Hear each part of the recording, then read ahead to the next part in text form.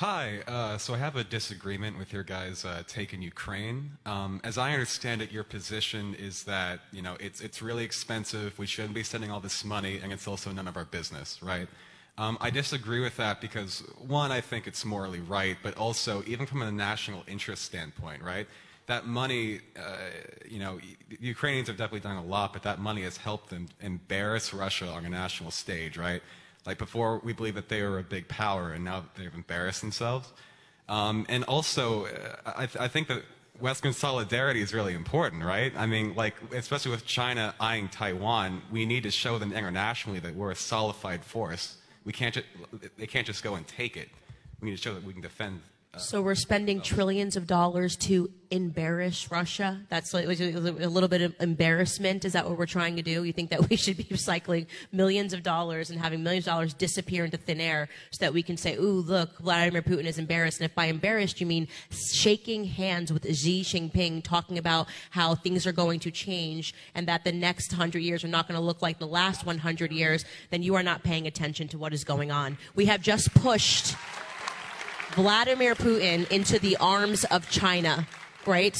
One of our the greatest competitor that we possibly have is China. They're shaking hands. They're openly mocking the West. This has never happened before, right? They think the West is a joke. And why shouldn't they? Look at us. We're having debates about gender. We don't know what a woman is, okay? Hollywood, we think that it's cool to have Zelensky make attendances at the Grammys. It's a joke. It's a complete and utter joke. So, no.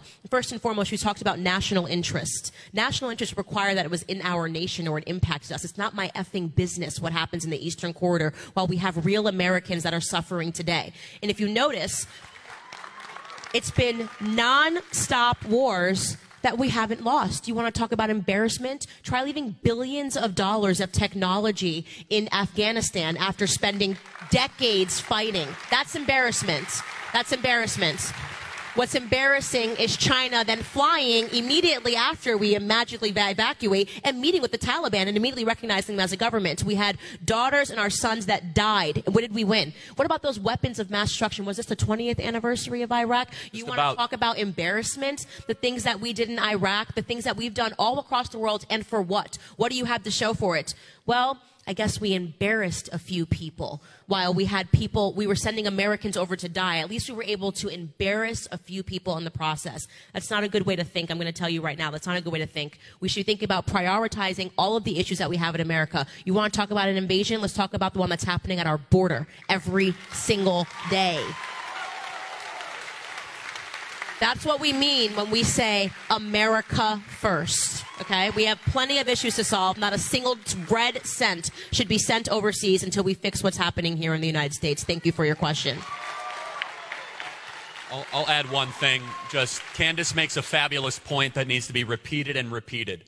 A country that cannot determine what a woman is should not go to war. How embarrassing. How embarrassing. No, this is a general rule for conflict. If you have a domestic crisis where you are not able to agree on basic truths, you are not a nation ready to go free. China's writing articles, their newspapers, they're literally writing articles mocking America about how we don't know what bathroom to go into, right? About how we sent the full force of the military to shoot down a Hobby Lobby balloon.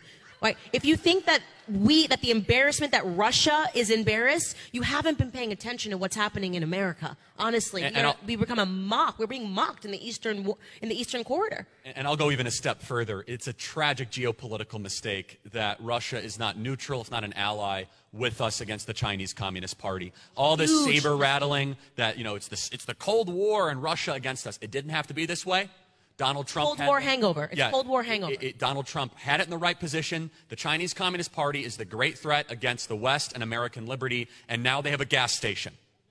The Chinese Communist Party now has more oil reserves than they know what to do with in a great super alliance that we helped create. Please study the pipelines. Really understand. It's really understand. This is not about scoring points. This is not about running an article on CNN and Washington Post saying, "Oh, look, we embarrassed." You need to study the map of the pipelines and understand exactly what he is talking about when he is saying the threat of an alliance between Russia and China. They don't care about some points on the board saying, "Oh, look, it's so serious. We are in such a severe state right now." When I I say it is managed social decline, managed political decline, we are no longer being taken seriously on the world stage. When I watched, I think it was Russia Today, a clip that my executive producers pulled of them openly laughing and mocking the American military, unfathomable even 4 years ago when Trump was in office. Unfathomable.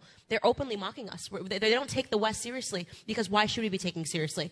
We're arguing over bathroom signs over here.